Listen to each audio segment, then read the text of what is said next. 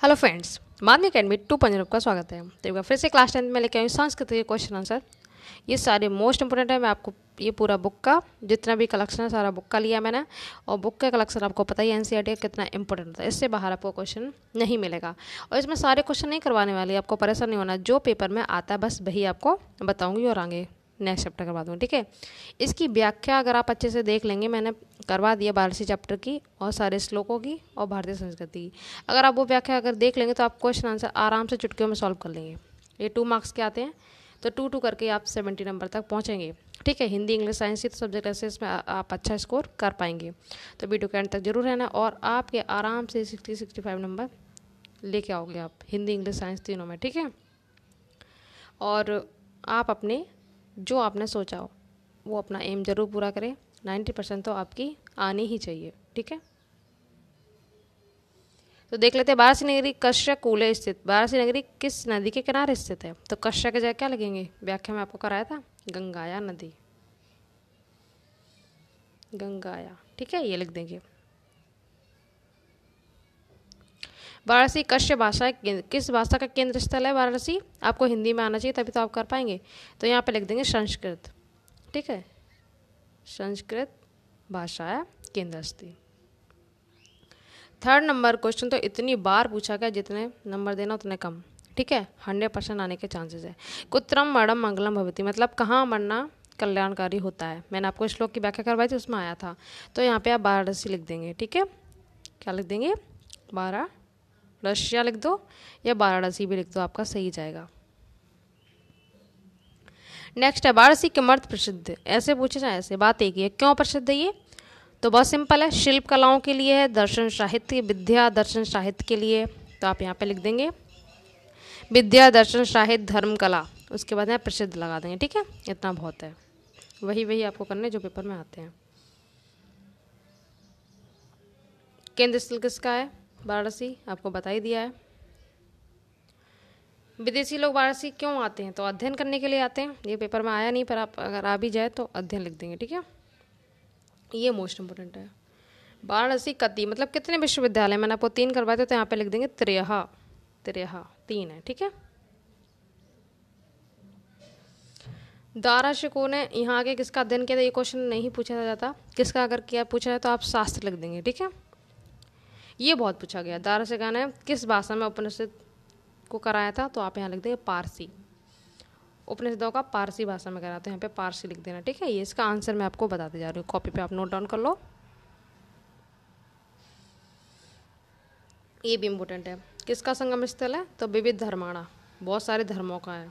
विविध धर्माणाम, अड़ा खाली बना के धर्माणाम ऐसे लिख देंगे, ठीक है। उसके बाद वाराणसी नगरी प्रसिद्ध क्यों? शिल्पकला बता ही दिया, नहीं आता इस तरह से, वही पूछा तो आपको बता दिया।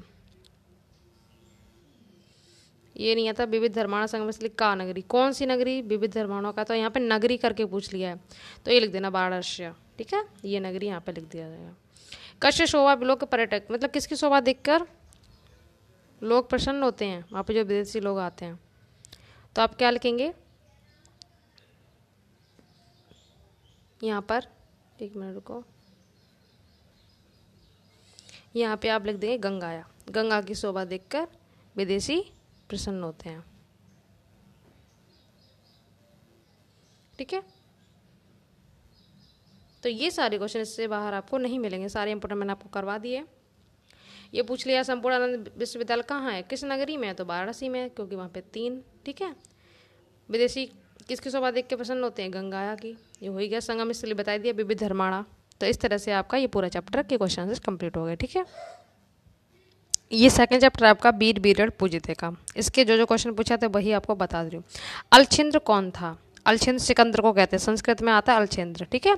अगर संस्कृत अनुवाद आपको नहीं आते तो आप वीडियो में जाके देख सकते हैं, डिस्क्रिप्शन में प्लेलिस्ट में भी बना हुआ, ठीक है। सिकंदर कौन था? तो संस्कृत अनुवाद ऐसे होगा अलछिंद्र का आसीत। और संस्कृत में आंसर पूछा तो यहाँ पे लिख देंगे अलछिंद्र के बाद यवनराज। कौन था वो? यवनराज, ठीक है, बेशक लगा देंगे। पेपर में बहुत बार पूछा गया क्वेश्चन, अच्छे से याद रखना इसको। पुरराज कौन था? तो पुरराज का की जगह लिख देंगे, का मतलब कौन, आसीत मतलब था, अनुवाद अगर आपको आते हैं तो आपको क्वेश्चन समझ में आ जाएगा। तो यहाँ पे लिख देना भारत बीरा, भारत बीरहा, ठीक है, एक भारत वीर था। पुरराज का युद्ध किसके साथ हुआ था? तो यहाँ पे आप ऐसे लिख देंगे अलछेंद्रेड़, ठीक है, अलछेंद्रेड़, इसी के साथ हुआ था। फिर वाक्य पूरा सेम आएगा। ये केन की जगह आपको लिखना है अलछेंद्र, यहाँ पे काक की जगह लिखना है यहाँ पे भारत बीरा, यहाँ पे लिखना है काक की जगह यमन राजा, ठीक है। एक आपका ये बहुत ज़्यादा जितना फेवरेट क्वेश्चन यूपी बोर्ड का, बीर केन पूजते, तो चैप्टर से आ जाएगा बीर बीरेड पूजते, तो केन की जगह आपको क्या लिख देना, बीरेड, ठीक है। इस तरह से आपको करने हैं। एक क्वेश्चन आपका ये लास्ट में पूछा जाता है, अलछिंद पुराज केन भावेन, तो यहाँ पे बीर भावेन, ठीक है, वीरों को देख हर्षित होते हैं बीर, बाकी पूरा भावेन।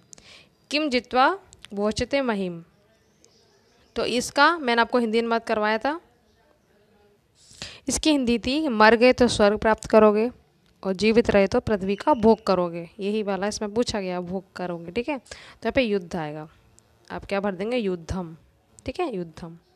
इसमें ये क्वेश्चन ये भी पूछा था, ये संदेश वाला, गीताए का संदेश, यहाँ पे गीताए लिख रहा है, देखो, चाहे ऐसे आए चाहे ऐसे आए, तो क्या संदेश देता है उसमें, यही आता है कि मर गए तो स्वर्ग प्राप्त करोगे और जीवित रहे तो पृथ्वी का भोग करोगे। तो सेम आपको यही लिख देना है। इससे पहले एक बार लिख देना हतो वा प्राप्यसी, ठीक है, हतो वा प्राप्यसी स्वर्ग स्वर्गम, बाकी पूरा जित्वा यहाँ से लेकर ये पूरा रख देंगे, ठीक है। हतो वा प्राप्यसी स्वर्गम, फिर पूरा जित्वा भोच्यते भोच्यसे, ठीक है, फिर महिम, ये आपका इसमें आंसर आ जाएगा, किसमें, गीताए का संदेश, ठीक है। आप सेम लिखेंगे ऐसे, गीताए संदेश अस्ति, फिर पूरा ये लिख देंगे जो मैंने आपको बताया। पहले लिखना हतो वा प्राप्यसी स्वर्गम, फिर पूरा ये वाला डाल देंगे, तो ये संदेश हो गया। तो 5-6 क्वेश्चन इससे पूछे जाते हैं जो मैंने आपको बता दिए, आप अच्छे से याद रखना। और संस्कृत में आपको घबराना नहीं, बस इसकी जगह आपको बहुत वर्ड लगाना है। संस्कृत भाषा है, यहाँ पे बारस्य, यहाँ पे शिल्पकला धर्म साहित्य लिखना था, ठीक है, इसलिए प्रसिद्ध है। यहाँ पे केंद्र स्थल संस्कृत भाषा लिख देना, यहाँ पे बाकी सब आगे पीछे का सेम लिखना है, ठीक है, आपको अच्छे से करना आना चाहिए। इसमें भी कितने विश्वविद्यालय, यहाँ पे बस आपको त्रिया लिखना है, बाकी सब सेम रहेगा। कौन सी भाषा में कि यहाँ पे पारसी लिखना है, ठीक है, बहुत ईजी होते हैं, आप घबराओगे नहीं, बस विविध धर्माणा यहाँ लिख देना है, कौन सी नगरी यहाँ पे, ठीक है। तो आप अच्छे से इस तरह से ये वर्ड कैच करना, बस वहीं वहीं आपको लिखते जाना है। अब ये चैप्टर आपका चंद्रशेखर, ठीक है, देशभक्त चंद्रशेखर, इससे जो जो क्वेश्चन पूछे जाते हैं वो आपको बता दें। चंद्रशेखर का आसित, चंद्रशेखर कौन थे, जैसे अलछेंद्र का आया था यवन राज, पूर्वराज का भारत वीर, चंद्रशेखर का आप लिखेंगे एक प्रसिद्ध क्रांतिकारी, प्रसिद्ध लिख देंगे, क्रांतिकारी लिख देंगे, इस तरह से क्रांतिकारी, ठीक है, युवक आसित,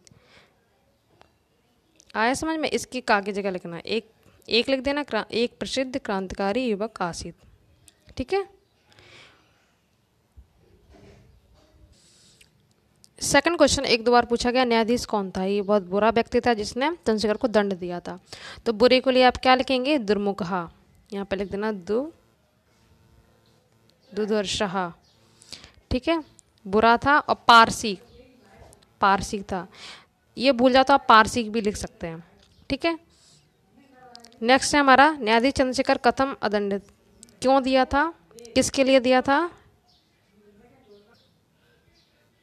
तो यहाँ पे दंड क्यों दिया था, पत्थर से प्रहार करने के लिए, तो यहाँ पे लिख दे पच, ऐसे लिखना पच-10, ठीक है, पच-10 कशाघातान, प्रहार करने के लिए कशाघातान, उसके बाद पूरा अदंडित ऐसे ही आ जाएगा, ठीक है। बस इसकी जगह आपको वो लिखना है दुर्मुख, ये सबसे ज़्यादा पूछा जाता है, बहुत ज़्यादा, तो आपको बस ये चांडाल, बुरा व्यक्ति बताया था ना उसको, तो यहाँ पे चांडालहा लिख देंगे, ठीक है, यहाँ पर। फिर स्वनाम, ये भी क्वेश्चन कई बार पूछा गया है, स्वनाम वाला, इसमें आपको क्या लिखना है, यहाँ पर बस आज़ाद लिखना है, स्वनाम की जगह आज़ाद, ठीक है। एक स्वपितु में क्या आएगा, स्वतंत्र, स्वनाम करके पूछा जाए तो किम की जगह आज़ाद लगाना, स्वपितु पूछा जाए तो किम की जगह आपको क्या लगाना, स्वतंत्र। ठीक है,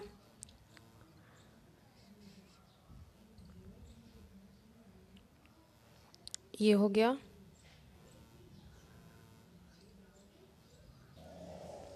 एक क्वेश्चन ये आता है, इन्होंने अपना घर किसको बताया था, तो कारागार को बताया था। तो यहाँ पे कुत्र की जगह क्या लिख देंगे, कारागारम। इन्होंने अपना घर कारागार को ही बताया था, यानी जेल को। ठीक है, उसके बाद लास्ट क्वेश्चन, कारागार एवं मम गृहम कश्य वचन, ये वचन किसके थे, तो यहाँ पे आप लिख देना चंद्रशेखर। हाँ, चंद्रशेखर ने बोला था कारागार ही मेरे घर है। ठीक है, ये हो गया। उसके बाद स्वतंत्र, इससे उल्टा पूछिए किसका नाम था, ये तो कश्य की जगह आप चंद्रशेखर लिखेंगे, इसमें भी चंद्रशेखर आएगा, यहाँ पे भी चंद्रशेखर।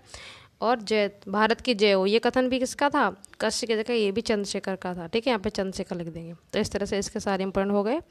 लास्ट और देख लेते हैं भारतीय संस्कृति के, बस सारे चैप्टर आप इसी में पूरे कंप्लीट करवा दे रही हूँ मैं। आपका एक भी क्वेश्चन इधर से उधर नहीं जाएगा, मैंने पूरा 70 नंबर का आपका करवा दिया है। आप पूरा कर लो, इससे बाहर आपका नहीं मिलेगा। पेपर देख के आप एकदम खुश हो जाएंगे कि ये तो वही क्वेश्चन था जो हमने किया था।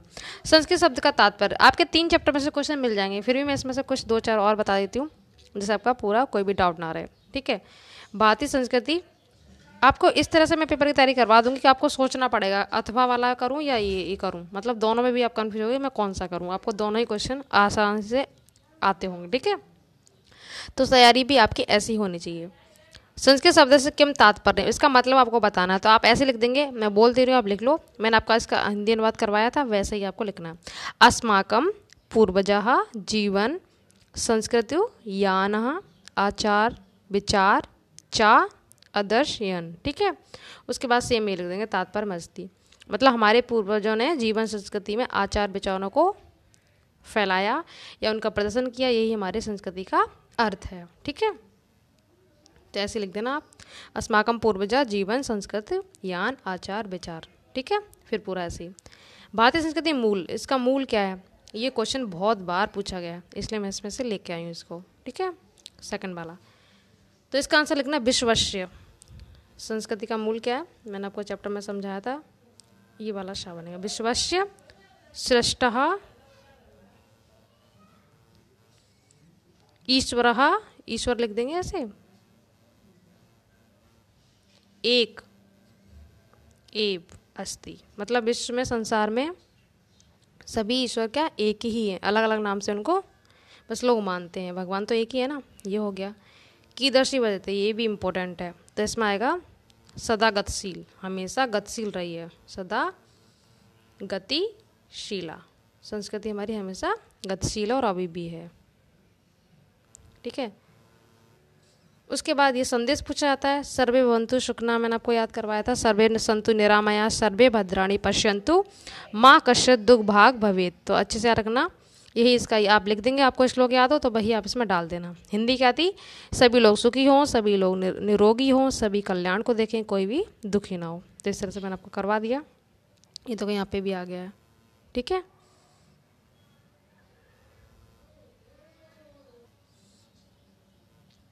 उसके बाद यहाँ पे इसने उल्टा पूछा कि सर्वे भवन्तु सुखिनः ऐसा दिव्य संदेश किसका है, तो यहाँ पे आप लिख देंगे संस्कृति का है। ठीक है, संस्कृत लिख दो या भारतीय संस्कृति लिख दो, एक ही बात है।